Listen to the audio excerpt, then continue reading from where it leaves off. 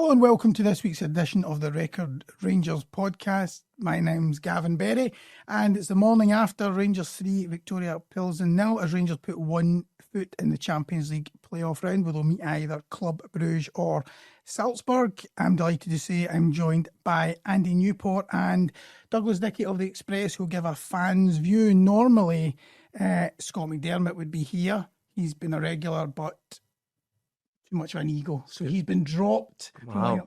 We do not tolerate egos here, Douglas. Okay? Well, so there's a lot of that going around. So if there's any display, you'll be out and start lineup next week. How does that sound? That's good to know. There's a bit of that going about this week, I think. So we don't like people jogging around either, so you don't jog around either. No. Just sit still.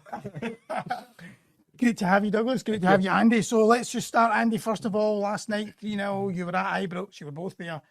Start with yourself, Russell Martin, talk after that interview at Fir Park at the weekend. A lot of people saying, will he back it up? What will he actually do about it? But he backed it up. Yeah, I had the potential to make him look a little silly if the changes he made last night didn't pay off. I mean, let's be honest, they were quite bold selections. I don't think anyone would have argued with Kieran Dowell and Danilo coming out of the team, but certainly seeing James Tavernier, the captain, and also Nico Raskin, which was a real shock coming out of the team.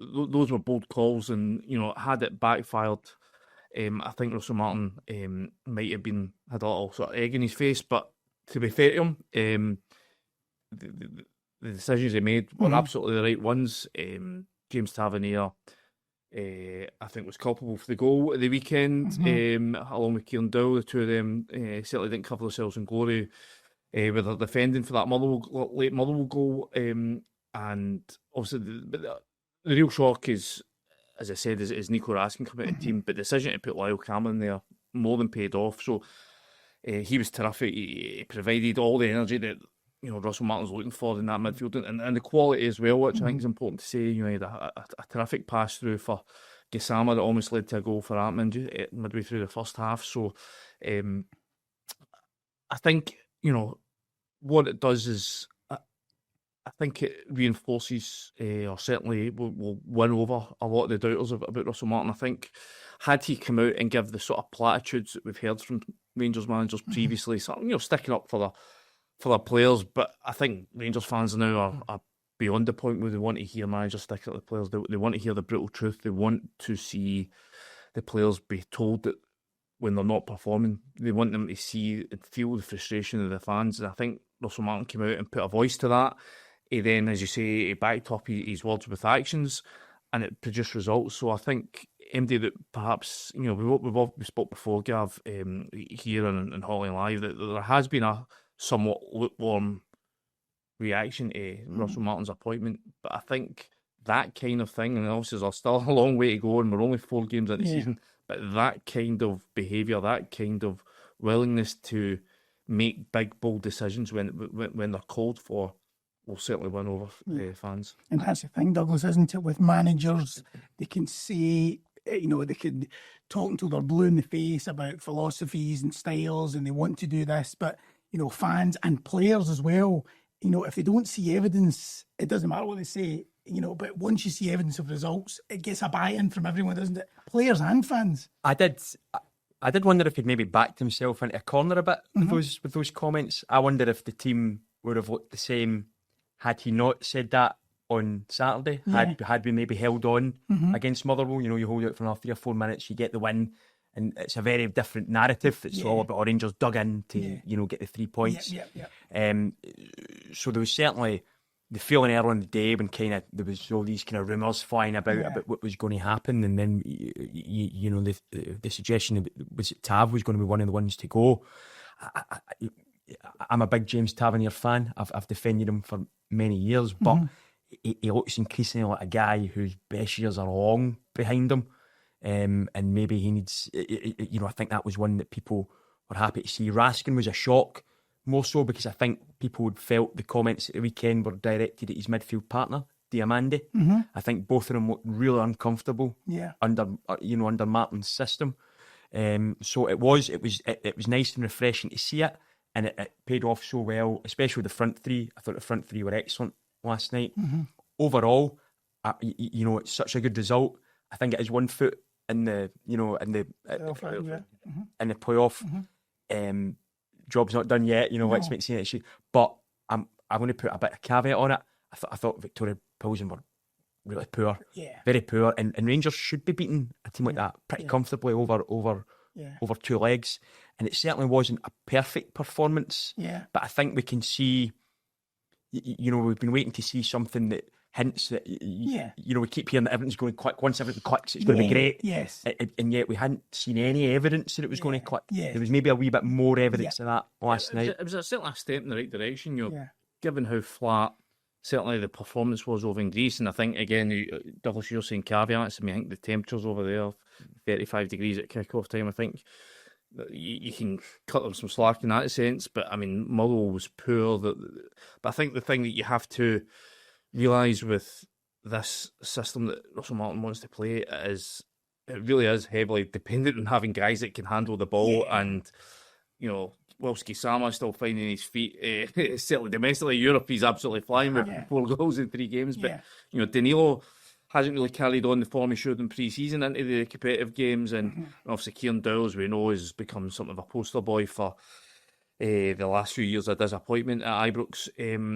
When they're not performing, when they're not contributing, the rest of the game plan sort of falls apart. You really need to have 11 guys in the park who are all comfortable taking the ball in tight spaces, comfortable taking it under pressure. I think you saw more of what this game plan that Russell Martin is trying to implement. You saw more signs of that last night. You saw how it's going to look. Certainly, there's a lot of work to be done. I think you saw the last 20 minutes where, especially with the subs going on, and again, you're getting guys that perhaps aren't at the level of the starting 11, but, some of the hear 'em, scare 'em stuff that we saw. Listen, that's part of that's by design. Russell Martin, he spoke about that last night with John Suter. He wants Suter and Jigga to be brave and to wait for the press to come and then pass into space behind it. But as much as that, when it works, it looks great.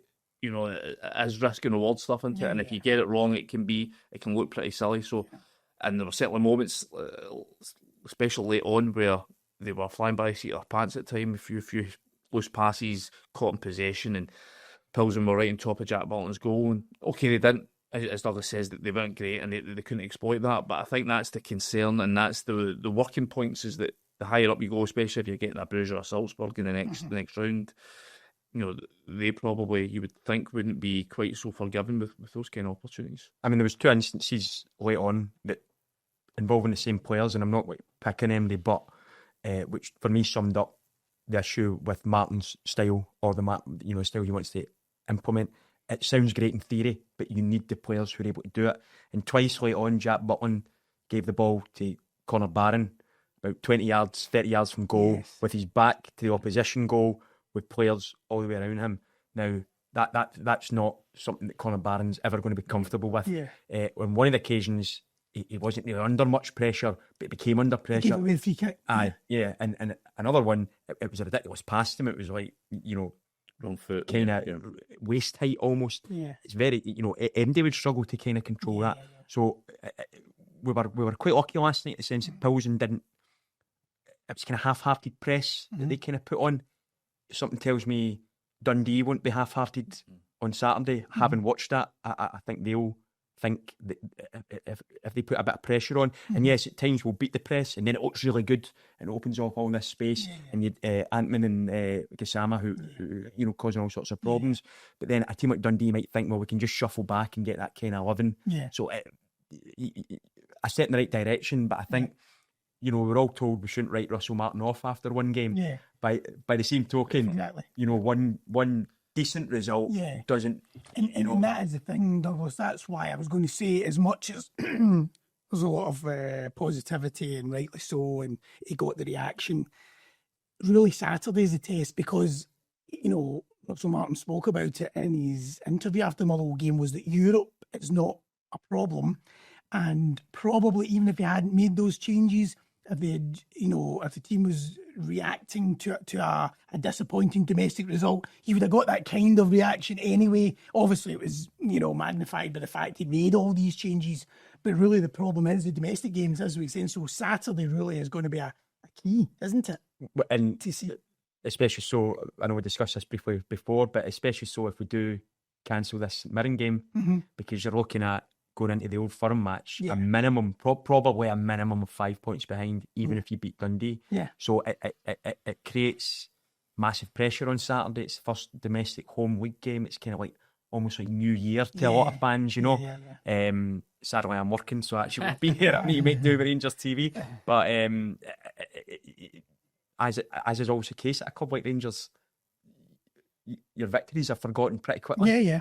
John Suter said as much last night. Basically said you're only as good as your last game, and you know, again, as we're saying along, step in the right direction last night. But it's all about, can you now back it up against Dundee? And I think the interesting thing to see on Saturday will be the speed at which they start. And that was always the complaint against this Rangers team last season, and obviously there's a lot of new faces in it, but was that they were quite passive. They would feel their way into a game, whereas you would look across the city and Celtic would come out 100 mile an hour and blow teams away in the first 20 minutes. I think, you know, as Douglas says, you're going to expect Dundee to come in, especially the form that they've been in under Stephen Paisley. They're going to come in and probably look to hang on a bit, and if Rangers start in that pedestrian manner that cost them so many times last season, and just saw them waste half their football, it took a half-time rollicking for Clement from Barry Ferguson at stages last season to get them going. If they carry on in that manner, then I think that's a worrying sign. But if they come out, if they start, I mean, even last night, it took them sort of 15 minutes to sort of feel their way into the game. But I think that was just generally because, you know, as much as Plzen weren't great on the ball, I think they were organised off it. But I think once they found their rhythm, they were very good for an hour. And as I say, they dropped off towards the end. But again, this is all part of the development that's going to take time to get these 90-minute performances. I think we still, as well, for me, there's been a lot of focus on the defence, on, you know, this passing out for the back and maybe giving the ball away, and the gaps between the midfield, you know, and the way the fullbacks kind of come in quite narrow. I want to see us create more chances. For me, that's been the biggest issue in the last 4 games. We haven't created enough chances. So that's the evidence you want to see. I think we can all accept a draw at Motherwell if you're peppering the Motherwell goal. And even last night, you know, the front three done really well. All 3 of them had 2 goal involvements each, which is great. But other than the goals, wasn't really a great deal else. You know, with a shot come off the bar, with one cleared off the line, wasn't a great deal else. And I think on Saturday, there's going to be an expectation that not only are we going to, you know, not only do we need to win the game, but we need to do it in a style that's maybe befitting of how we're going to go forward. God, you're a hard man. What more do you want? Apart from when he goes in well, I grew up in the 9 in a row era, so, you know. apart from hitting the bar, apart from doing that, there wasn't much else. I hope Russell Martin's not watching this. But actually, Andy, after the game, Russell Martin, because he's going to be asked about that interview, he was going to be asked about it before the game, and he was going to be asked about it after the game. He's obviously desperate to draw a line under it because he wouldn't want that to be constantly brought up. However, he can't come out with accusations like that towards players about egos and jogging out. You can't do that and expect it just to go away. And the fact that he dropped 4 players, I mean, we talk specifically about Tavernier and Raskin being the 2 big ones. I mean, are you drawing a conclusion for that he's basically saying these guys are egos? The ego. Well, in terms of the I mean, I think that it's not so much about the ego. I mean, I know he drops it, and it was more about, I think his concern was they weren't doing their jobs well, they weren't doing what they were asked of them. But that's 2 senior players. How are they feeling about that? I mean, what do you think they're feeling sitting in the bench now? I know he'll say, "Oh, I mean, they took it well, and that's fine." But we know, what footballers are like. Are they sitting in that bench hoping it goes pear-shaped? No. I think Rangers fans would certainly hope that wasn't the case. All I can say from the body language, certainly our Raskin coming on, even he gets a booking before he even comes on the pitch. So he's even on the side of the pitch warming up when he's, every right, I suppose, human nature to spit the dummy out and have the petty lip out.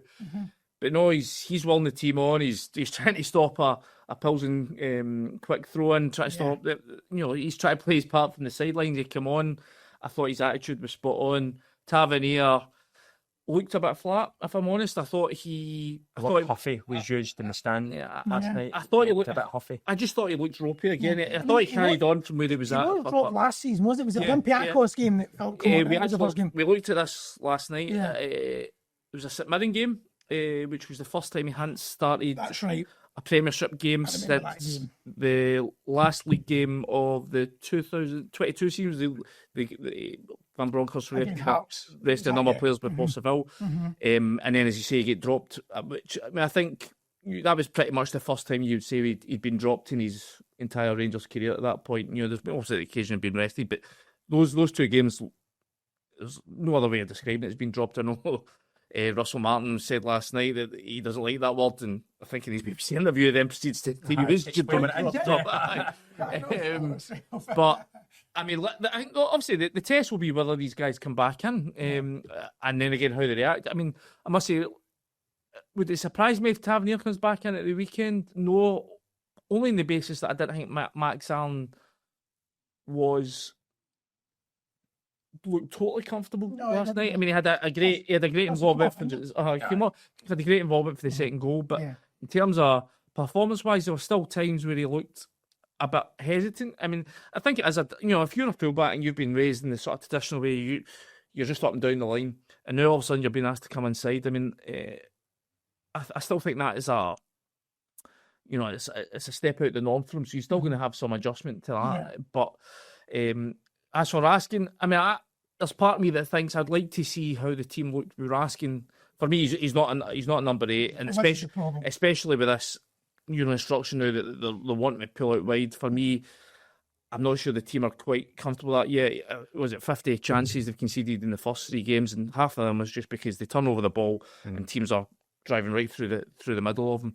Part of me would like to see Rothwell in that more advanced position. I think I spoke to Tony Mowbray, who's obviously signed for Blackburn 4 or 5 years ago. Now, obviously, he was a younger man. Now he's 30 now, but at that point in his career, he was this powerful, energetic ball carrier. He got on the ball and he would just charge 20, 30 yards up the pitch.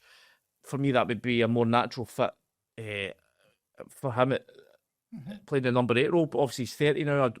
Who knows if he's lost a yard of pace or not. He's obviously very composed on the ball. We did see one brief moment in the first half where he set off on one of these rampaging runs. I'm just wondering if that is if it's this role where he would have to cover a bit more ground, especially getting the ball, if that maybe would suit him more. Certainly for Raskin, I think, for me, he's not the type of player that's going to be open up defences in the final third. For me, he's an ankle biter. He's somebody who's going to come in and snap into challenges. For me, then he has to play the 6. So, it's quite dangerous in the box, though, Raskin. He's set piece wise, but I've just I'm of 2 minds about where he should play. I think his best performances last season were sitting in front of the back 4, breaking up play. For me, I think that's the position they got him a Belgian call. I don't think he was in it when he was being asked to play the more advanced role. He was nowhere near the Belgium squad. Now he's been put into that slot, and his qualities were recognised. I must admit, me and Scott went down to Burton for the pre-season. We were lucky enough to get an afternoon watching the team train. And I remember saying to Scott as we walked out, I'm not entirely sure that Raskin is flavour of the month with Russell Martin in the sense of his style of play and how he's going to fit in the team. I could see just small signs of the way they were lining up in pre-season and the way that he wants to play. He wants to be aggressive, but he wants to follow the ball a lot. I mean, we've heard Russell Martin talk about, they're asking him to be a bit more disciplined in how he puts himself about in the pitch, where he positions himself in the pitch. And I just wonder if Raskin's natural game is just to get involved, get stuck in and go where he wants. Yeah. For somebody as disciplined and as strategic in his setup, I'm not so sure that Russell Martin is going to see him as being the ideal pick. Well, it's funny because Neil McCann, obviously coaching your last season and co-commentary in the Panathinaikos game, I think it was the first leg, was talking, I'm sure, about how they would actually ask them to do the opposite and get forward more. Yeah. So he's been asked to do one thing there and then something else. I mean, that's always a danger when you have... Yeah. And that's been the problem with for Rangers for so long. This is why you've got this sort of patchwork squad. You've got a turnover of manager after manager after manager. Bring their own guys in, give them different instructions, and that's why Rangers have looked a mess in recent years. So I think again, this is why it's so crucial that this year, even if things don't go well for Russell Martin, that you don't get into this kind of knee-jerk reaction that they got last year with Philippe Clement, that they got with Michael Beale, that they got with Gio Van Bronckhorst. They have to show patience. Otherwise, what was it John Bennett said? Rinse and repeat. Rinse and repeat. So you're back there again. So, but what about Raskin then? Given what's going on, given what was said at the weekend, given it was dropped, given his value, given his contract situation, do you think when the transfer window closes, he could be one that has gone? Listen, if he's not going to play a part, then you're as well selling him now because whatever value he has, and like fans, you may agree with us, Douglas. People are going £20 million. For me, I didn't think he was consistent enough last season to merit those kind of figures, but certainly 10 million, 15 million, something in that region. But if that's what his value is, like sit him on the bench, those numbers only decrease. So you have to sell him now and look to reinvest. A bit like Jack Butland. If Jack Butland's not going to be your number one, you're not paying a guy in 30 grand a week to sit on the bench as a goalkeeper. You have to punt him this summer. Obviously, Jack Butland's looking like he's turned things around so far. If Raskin can't find his way into this team, then I think Rangers should be having to cash in. I'm probably going to be really unpopular on my group chats, but I would be actively looking to sell Raskin for many of the reasons Andy said. And if the American owners are serious about a sustainable business model, then we should be cashing in on Raskin now. He's 22, 23? 24. So he's peak his career. He's a Belgian international. Yeah. He's got 2 years in his contract. He's refusing to sign another one by all accounts. So for me, it's an absolute no-brainer. I think the current market, given what I've kind of said about him, he's done well in Europe. He's played for Belgium. I think they maybe could get 20 million. Rangers aren't great at transfer, or traditionally haven't been great at kind of transfer. Getting fees. Good fees. I think Celtic would get 20 million for Raskin. In the same situation. Whether Rangers do is another question, and whether he's worth that. He's only really worth what somebody's willing to pay for him. So I think he's a player who, whether he's in Russell Martin's plans or not, we should be seriously thinking of this is too good an offer. Maybe this is a peak time for him. His value's only going to go down from here. We need to cash in now, and the fans won't like it. But if we let fans run the club, then we'd be holding on to all these players for far too long. And Andy, one guy who we thought was almost definitely out the door, because you were all over it recently with the EK Athens, Cyril Dessers. They signed another striker this week, didn't they, from a Serbian who just been freed by AC Milan. So it looks as if they have switched their attention away from Cyril Dessers. But he's then come back into the fold, and he offers so much more up front. I mean, Russell Martin was praising him. He was one of the guys who was spared criticism along with Lyle Cameron after the Motherwell game. He was then praised again last night after the game. Russell Martin was saying he would like to use him before, but he was... it was a hamstring. He said he tweaked his hamstring.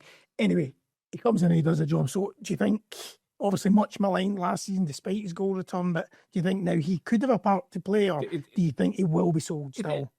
Listen, again, it's a bit like Douglas is saying there, what I was saying about Raskin. If you're going to sell him, you sell him this summer, because his value is unlikely to, he's 30 now, his value is unlikely to increase much further than it is right now. But I think one thing we've realised with this is that they can't afford to sell him until they get somebody else lined up. Exactly. I still think that Dessers has a part to play. I think, clearly he's made a huge impact. I mean, I thought that last night was one of his best games I've seen him in Rangers shirt. Not so much just in the threat he was in the box. He didn't have all that many opportunities, but his hold-up play was far slicker than I remember, this time last year. The pass for Gisama's goal was timed to perfection. He didn't just try and play a quick 1-2. He waits until Gisama comes inside and releases it at the perfect moment to beat the offside trap. So and I've always said about Cyril Dessers, yeah, he's flaky, he's erratic, he's an enigma, but he knows where the goals is, and yeah, he'll miss chances, he'll drive you nuts with that, but, you know, he keeps coming back for more. Yeah. I still think they do need to go and get another sort of centre forward, whether it's Turgeman or someone else. Also, the thing I like about Dessers, even when he comes on late, you know, I mean, we all remember when he was at Feyenoord and the run they had to the Conference League final, the year Rangers went to Seville. Mm-hmm. You know, I think that's he's probably even more suited to those late stages when things are a wee bit, you know, erratic, things are disruptive. There's more space to be had. That's, you know, when there's things are tight, you can get a bit cluttered amongst the forest of legs. But I mean, you know, when it becomes a bit like a basketball game, I think that's kind of the occasions where he enjoys it more. Enjoys the chaos. So if he, you know, whether he's a starting centre forward, I think he's, well, listen, you know, 53 goals it is now, and basically a lot more than 2 seasons. I think he's earned his right to be Rangers starting number 9. If they can find somebody else that's more reliable than him, then I still think he could play a part. But I don't think they should be selling him until they've got somebody else lined up. Yeah. The thing about Dessers is there's been so much focus on his goal scoring or lack of goal scoring compared to chances he had. That was never my issue with him. The issue for me last season, frankly, I thought he looked lazy. The ball just never stuck to him. He would fall over with Harlem around him. He looked moody. And I've got to say, he looked the exact opposite last night. And there were times even last season when especially in Europe, he does tend to play well in Europe. Maybe the rough and tumble of Scottish football doesn't quite suit him. But last night, I thought he looked like a completely different player. I felt a bit sorry for Danilo in the 2 Panathinaikos games. I felt he was completely isolated. Mm-hmm. He was continually having to take balls into feet with his back to goal, which isn't his game. I mean, not quite sure what his game is, you know, after 3 years here, but I did feel a bit sorry for him. But Dessers definitely made a big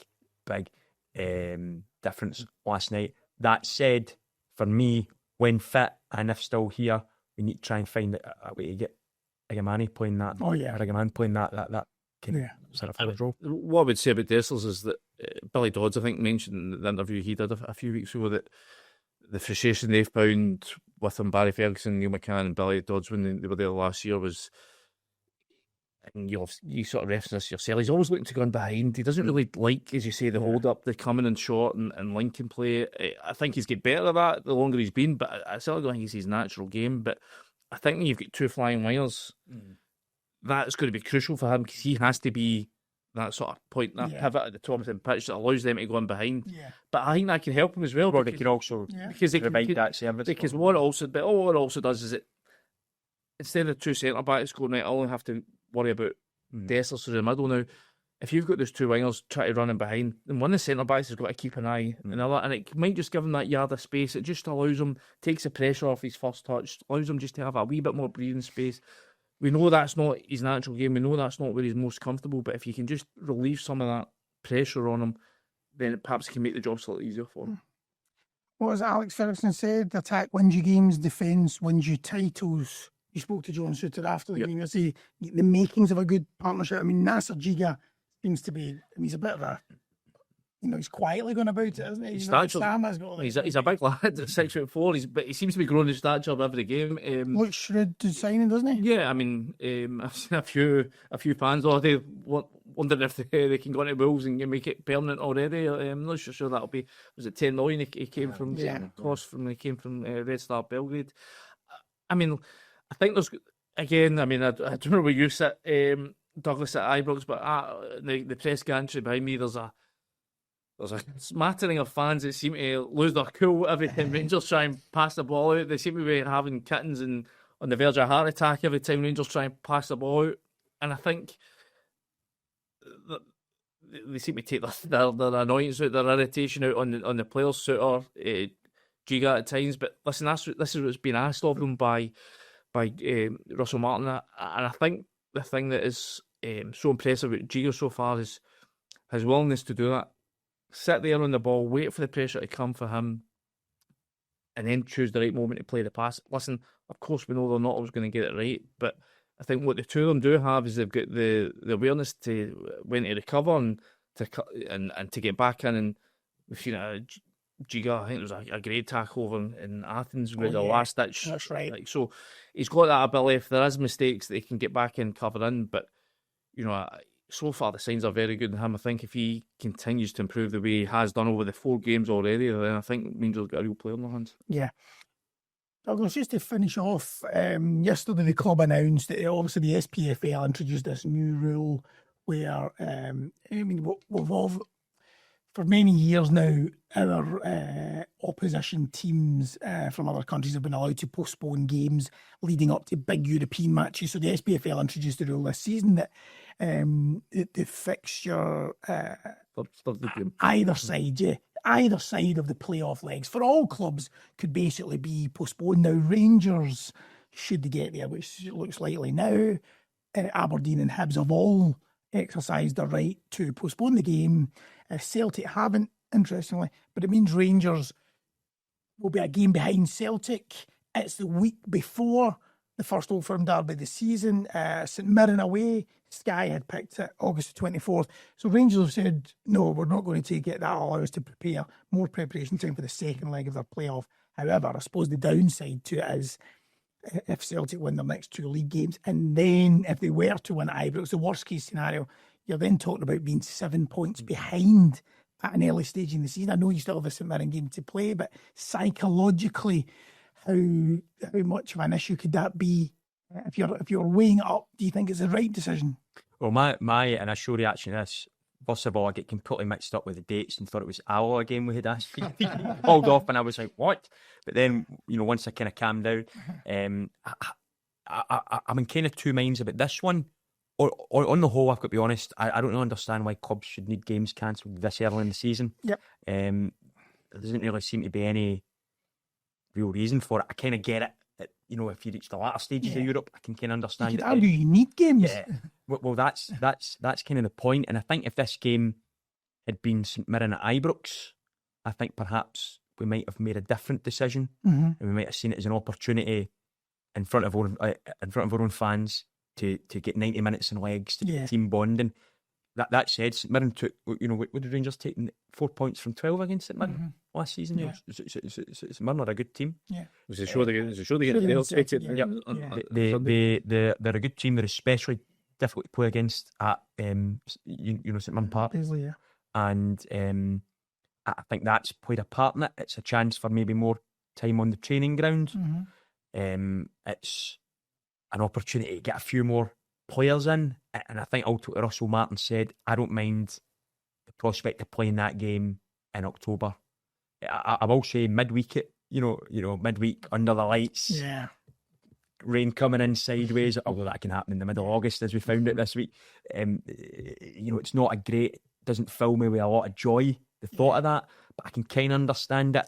On this occasion, I think if we were still doing it next season, I think you could be saying, well, wait, hold on a second. And I think that's why Celtic have obviously, Celtic are at home to Livingston. I don't mean this in any disrespect to Livingston, but that's a different, a newly promoted team at home compared to a team who are so big against us. I think it's interesting with Celtic is that they're potentially going to get Astana, which, barely in Europe. So they're looking at, a 7-8 hour flight, and they've got that added into their thinking, yet they still feel like they're able to take the game against Livingston.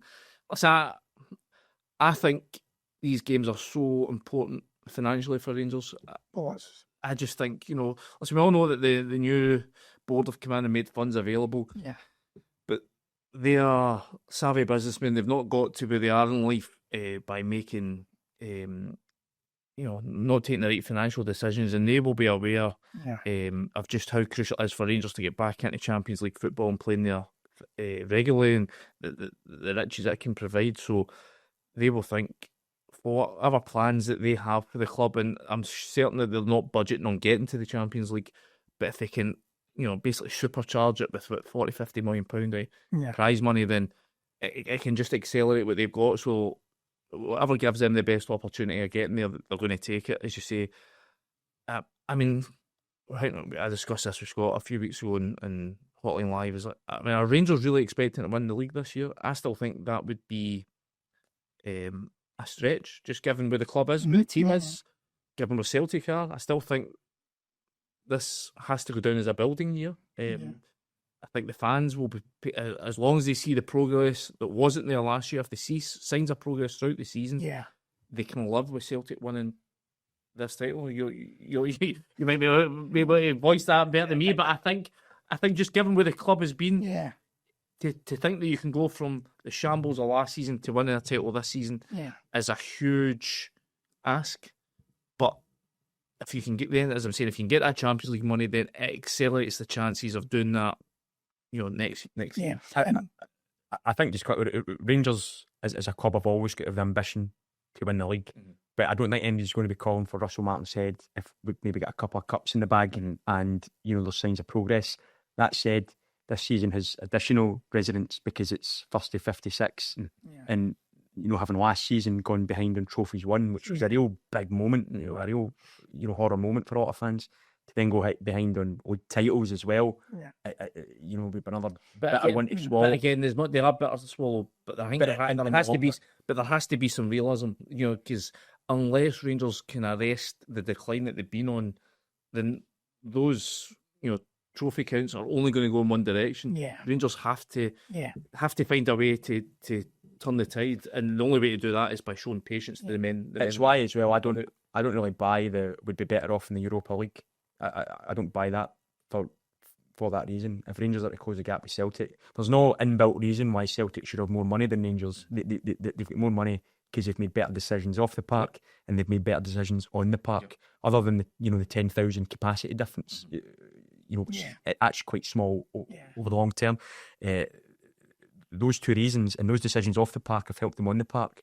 So for Rangers to close that gap, we need to make better decisions, and part of that is making football decisions that gets into the Champions League. Well, what I was going to say is, the flip side to everybody saying, we could be 7 points behind.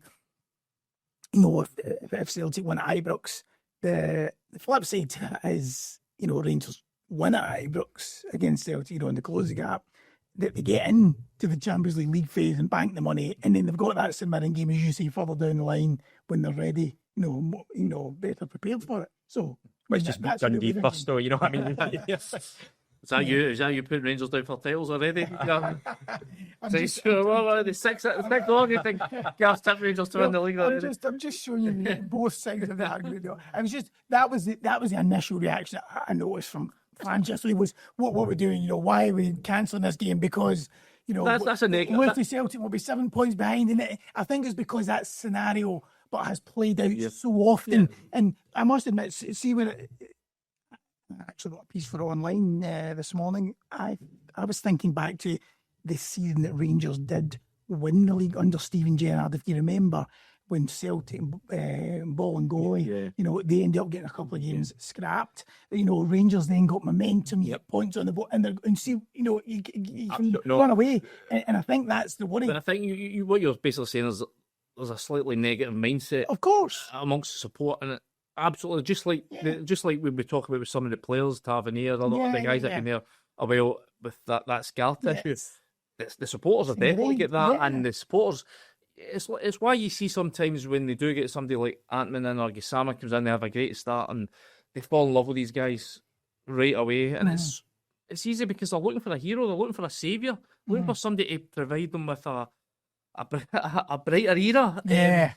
And it's why that there's been so many false dawns, guys that have had a wee purple patch but don't turn out to be the answer, and the fans end up falling out of love with them pretty quickly. I think that's why I'm saying I think the absolute key this season is patience, and I think that's even why, again, sitting there at the game last night, just the panic stations that seem to come in. I think the fans need to realise not only does Russell Martin need time to implement the changes he wants to make, but the way that they are playing now requires patience in itself.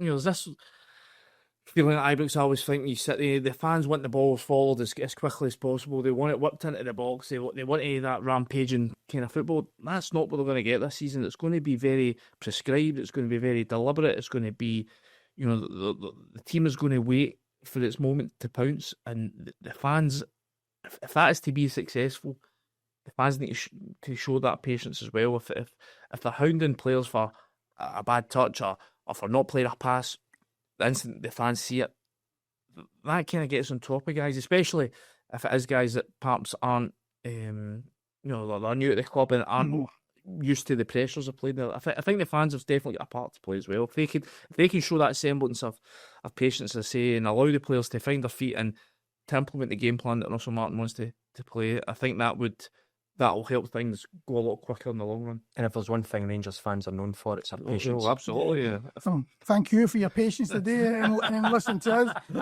Thank you, Douglas. The best debut since Oliver Antman. How's that for praise? Who was the best debut from Gassama? You know, against What did I say about getting carried away? It's one podcast, just calm down. And he's been here too long. He's associated with failure. So he's wrong. I'm the poster boy. So Andy will be going to Czech Republic next week, so safe travels, Andy, with Scott McDermott, and I believe you'll do the podcast next Wednesday when you're coming back, you said, from a bar. Did you say a bar in Amsterdam? I think that Heineken bar at Schiphol on the way home's Is that what you said? You've got a few hours, right? Okay, crying out for this, so. we'll look forward to it. But thank you, guys. Thank you all for listening or watching this week's episode of the Record Rangers podcast. You can find us on YouTube, Spotify, and Apple Podcasts. If you like what you hear, leave us a review or a comment. Thank you.